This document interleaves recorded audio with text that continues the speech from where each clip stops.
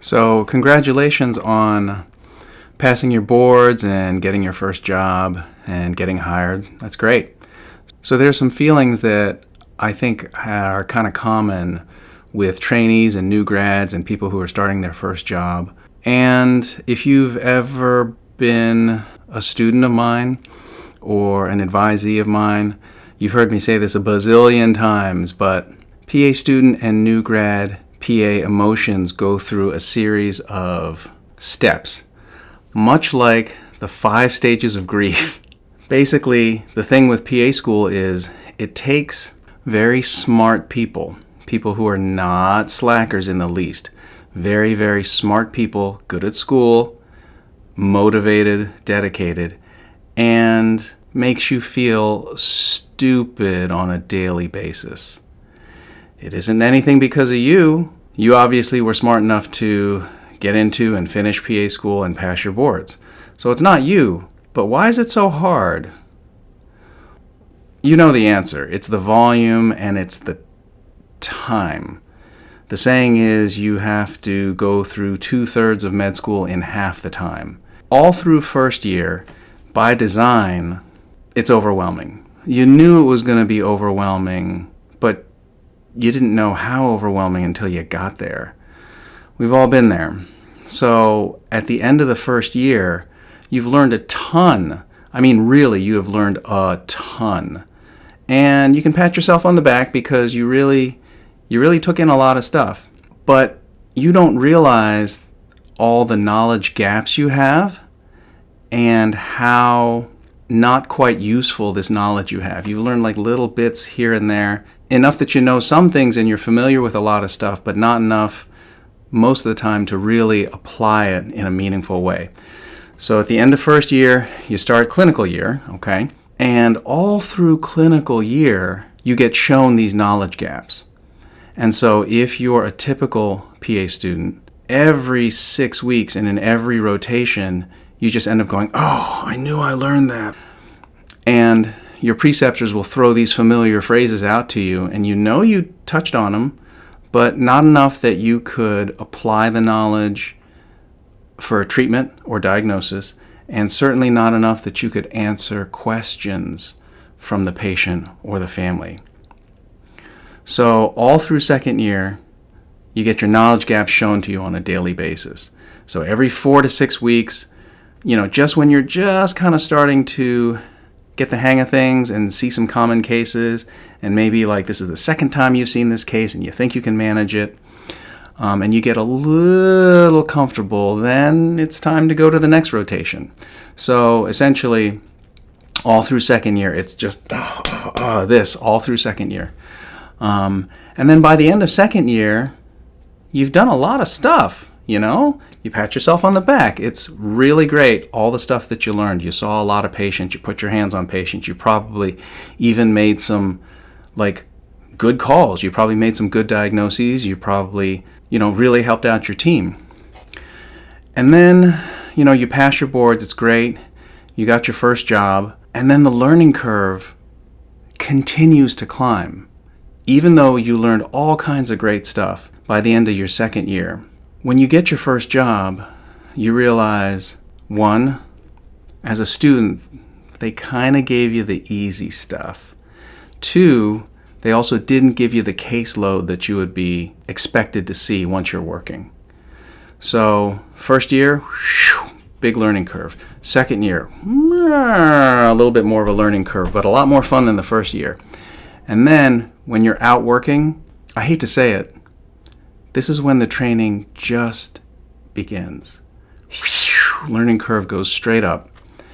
And do you remember that feeling you had at the end of first year where the studying was almost frantic? Maybe you didn't have that. I certainly did. A lot of my classmates did. We would get to the point where we felt anxious if we weren't studying something like every free minute. And that feeling continues after you start working. So it wasn't until I had kind of settled into my first longer term job that I realized, oh, that's why medical residency is like at least 3 years.